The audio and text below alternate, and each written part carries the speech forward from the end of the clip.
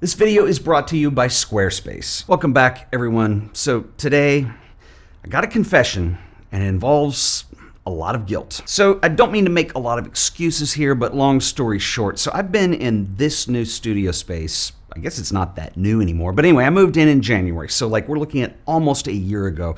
And before that, it took about 3 months for this place to finish out. Bear with me, this is going somewhere. So finish out is a stage that includes things like making sure the walls are painted, any repairs need to be made, the carpets are redone, the floor was redone in the other room, so on and so forth. Anyway, during that period, there's a lot of checking in.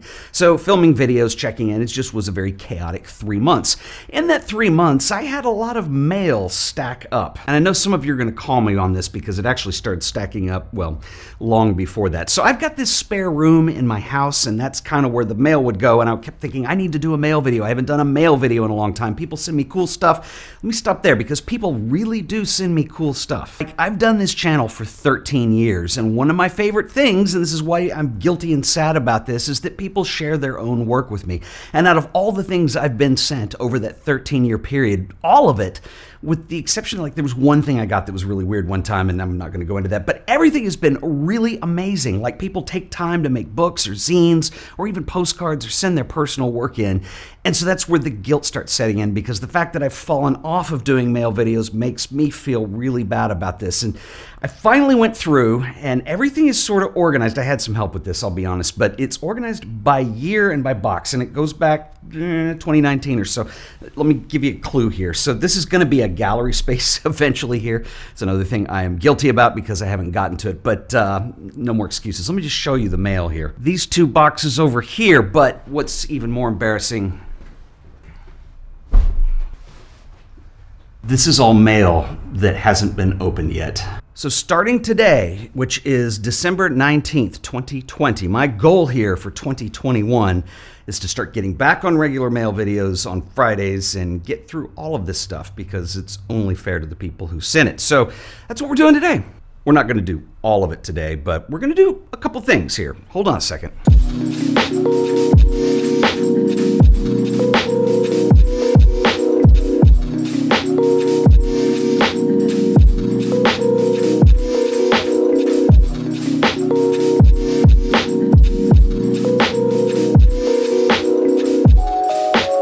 Okay, so first up this is actually kind of an interesting story behind this. So this is a book from Ophir Barak, who is an Israeli photographer. I actually met Ophir, and this is kind of where a lot of this guilt thing started. So about a month ago, I flew to Wetzlar, Germany, because I was working on this project with Leica. I'll talk about that in the next video. But anyway, I met Ophir in person, and the first thing he says to me is, "Ted, did you get my book?" And it was kind of slightly embarrassing that, I mean, I just showed you the mail. I'm sure I did. It's just, I'm not real sure where it is, and I really felt bad I didn't get to it. He said, "Don't worry, I'm going to send you another one." So he did send me this one. And he is an awesome photographer. This is a really cool book. This is called Stones and Bones. Let me read you a little excerpt here to give you some context. Cities are shaped by the pressure of years and inner conflicts. While some adapt and change, others preserve themselves despite disasters and cling to their characters with deep resilience. Ophir says, "I live in a city that transcends above time. It is a place where kings, prophets, pilgrims have all stood through the ages, living by their holy gods and uncompromised faith. For centuries, their life stories were told repeatedly until eventually silenced by the narrative of time. These testaments are now set in stones and buried bones."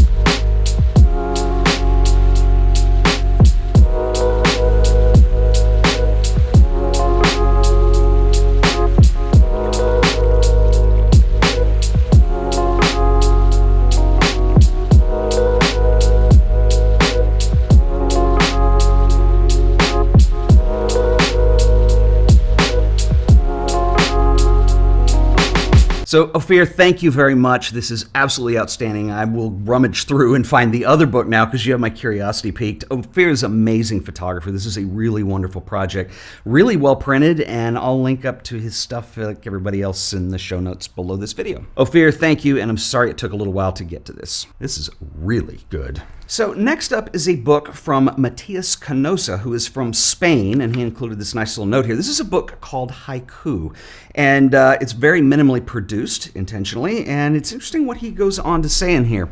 I'm sending you my first photography book called Haiku, a type of Japanese poetry based on observations that marked a turning point in my view, not only of my work, but of photography in general. This is really interesting. When prepping this book, he said, I found it interesting that when asking different persons to look at the photos here for at least 10 seconds, and then telling them to ask themselves out loud, what do I see? Everyone sees something different, but very symbolic for them. Would you like to try? Give me a minute. I'm going to go through the entire book, and sure, I'll give it a whirl. This is really nice work, by the way. So I'm going to participate in the little exercise here. So we're going to pick an image here at random. I'll pick the woman next to the steam here. I'm supposed to look at this for 10 seconds, and then I'm just going to give you my reaction and tell you what I see.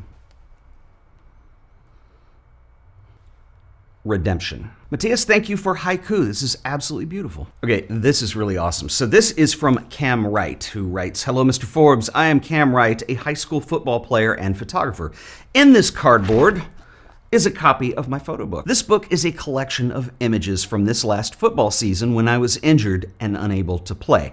Instead of capturing the action on the field, I decided to capture these moments in between plays, during pregame and halftime, and at practice.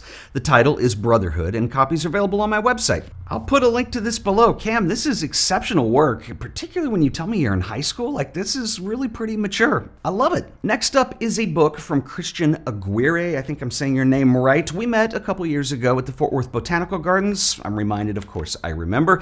In the past few months, Christian says, I have been working on self-publishing my own photography book called 28. It is a collection of photos taken in the Dallas-Fort Worth area over the course of 3 years.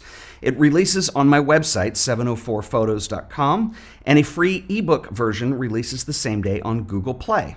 Outstanding work, Christian. Thanks for the book. Okay, I mentioned that maybe once I got something really weird. I think we're going to give that a run for its money here. This is a nice pair of Google Pixel socks from Alexander Bayer. I assume he's a member of Team Pixel. So Google, thanks for the socks. So last week, a friend of mine came over and I was showing him around the studio, and he saw all these boxes of mail, and he asked, just out of curiosity, what I do with all of this mail after I've showed it. So I want to talk about that because I have an interesting idea.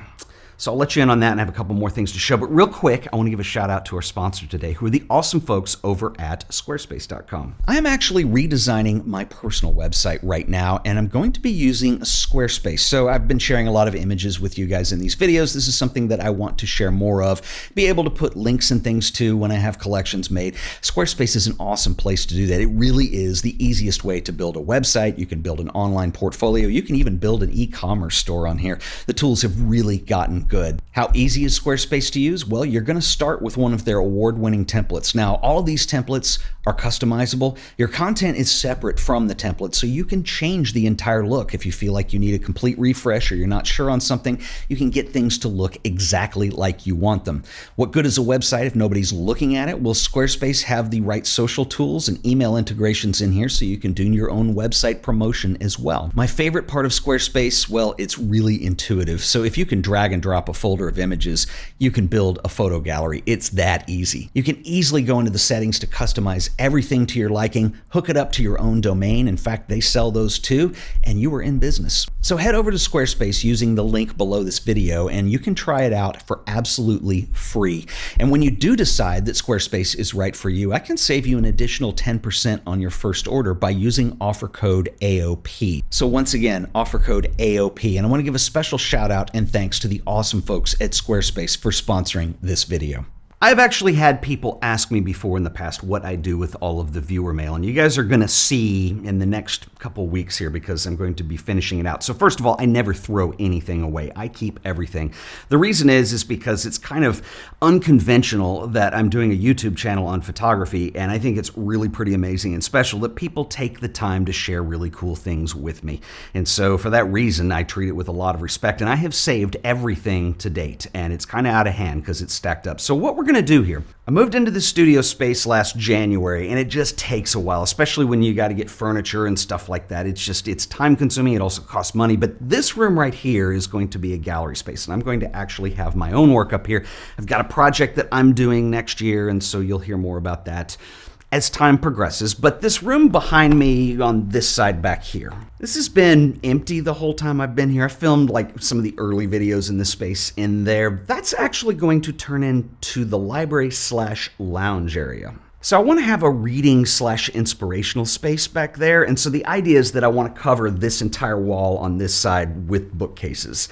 And so sure, a lot of it will be my collection of books and things that inspire me, but it's also going to be all the work that you guys have sent in for now until it outgrows that, because this is inspiring to me too. And I'm very proud of the work that you guys send and the fact that you wanted to share it with me. So lounge space is coming in 2022. For now, let's continue. This is a book from Travis Fitzgerald called 100 Photography Prompts. Travis writes, Ted, thanks for everything over the years, the inspiration, guidance, and insight. Keep this as a token of appreciation or pass it along to a young photographer. Okay, I love stuff like this. So this is a book of prompts. It's like when I do photo assignments, but it's very simple. So each page has a prompt, which is essentially a launch point for you as a photographer to take an idea and explore it in a photograph. So things like a photo of light, a photo of white, a photo of black, a photo of red. These things all come with descriptions, like for instance, a photo of movement from a marathon runner streaking across to the finish to a piece of paper blowing down the street.